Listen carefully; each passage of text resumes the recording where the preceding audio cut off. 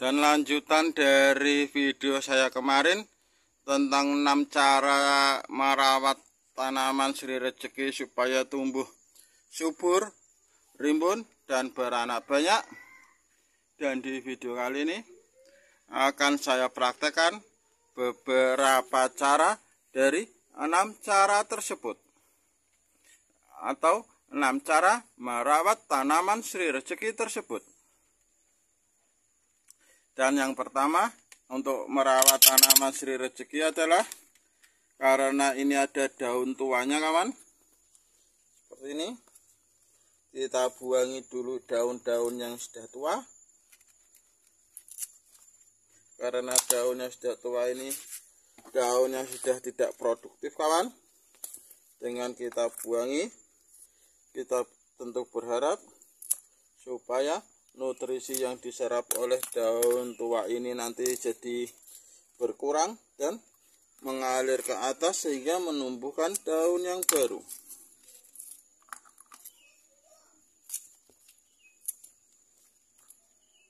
Karena daun yang tua ini untuk proses fotosintesis pun sudah berkurang kinerjanya, tetapi daun yang tua ini masih menyerap nutrisi makanan yang dihasilkan oleh tanaman ini atau akar tanaman ini. Kita buangin semua. Dan apabila ada bunga-bunga yang berwarna kuning seperti ini kita buang juga. Karena untuk tanaman Sri Rezeki ini perkembangbiakannya atau budidayanya itu lebih cepat dengan beranak kawan, atau dengan cacah bonggol.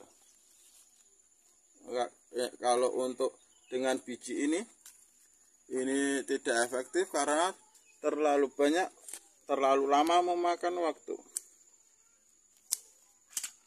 Kita buangin semua daun-daun yang sudah tua dan bunganya.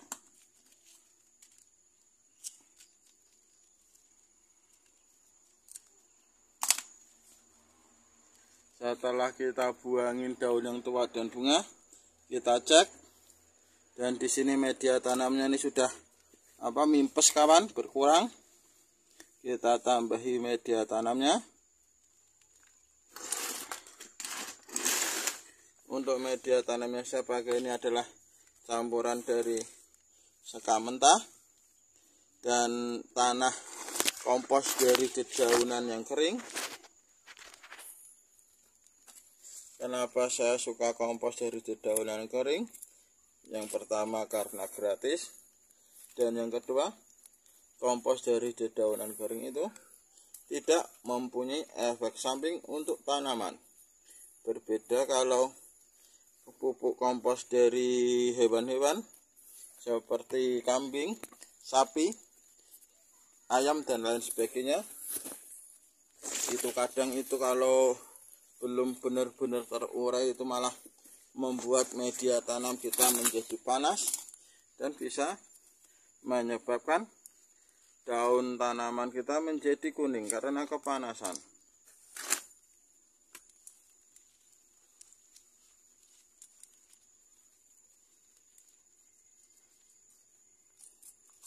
Daun-daun yang bawah yang tua ini kita buangin saja.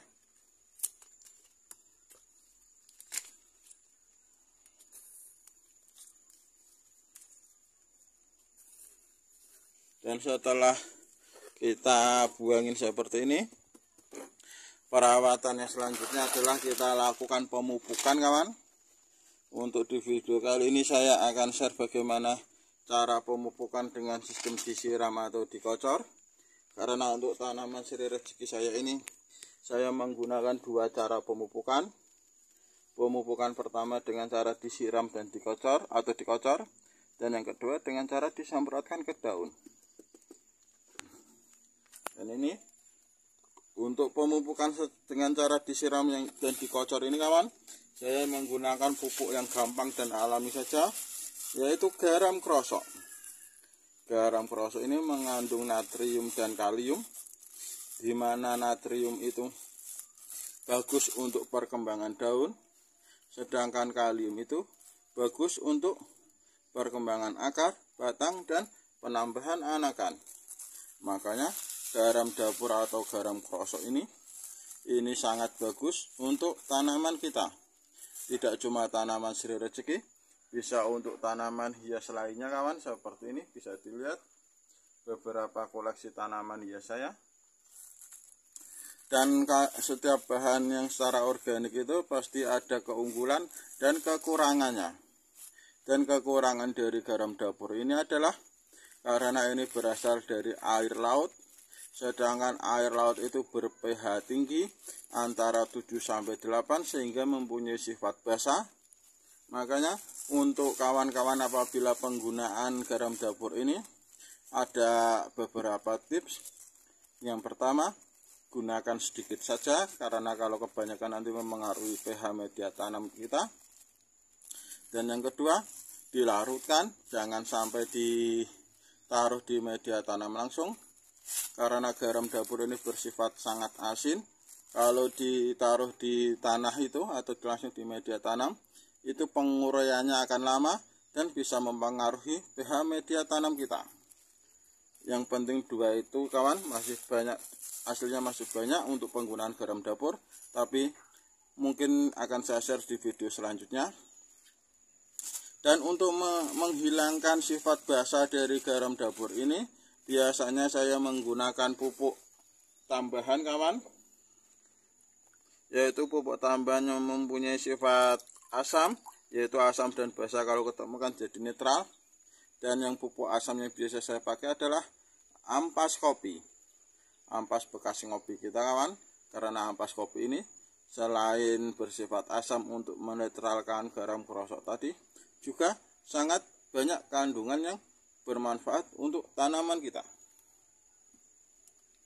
Untuk penggunaan dua buah pupuk ini, pupuk organik ini harus benar-benar sesuai dosis ya kawan, seperti saya bilang tadi, karena ini mempunyai sifat yang asam dan basa. Apabila kelebihan nanti bisa berbahaya untuk media tanam kita. Dan dosis yang biasa saya pakai untuk pemakaian garam krosok ini adalah, di sini saya sudah sediakan air kurang lebih 3 liter. Saya untuk penggunaan garam krosok sendiri ini saya memakai takaran sendok teh. Saya pakai takaran sendok teh yang menggunung. Kita campurkan, kita aduk. Jangan lupa penetralnya yaitu ampas kopi.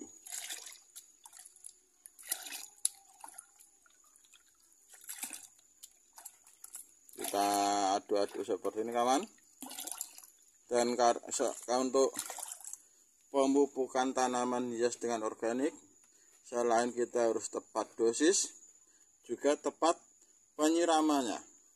Kalau untuk penyiraman tanaman hias itu tergantung dari besar kecil dan banyak sedikitnya tanaman kawan. Karena Sri Rezeki saya ini ukurannya sudah besar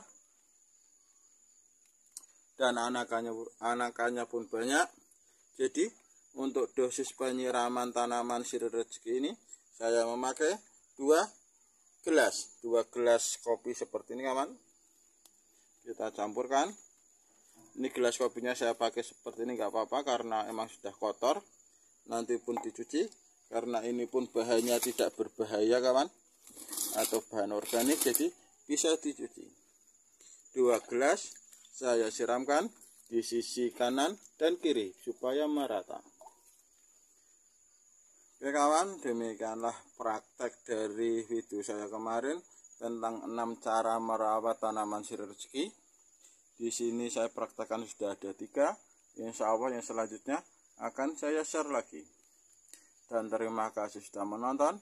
Wassalamualaikum warahmatullahi wabarakatuh.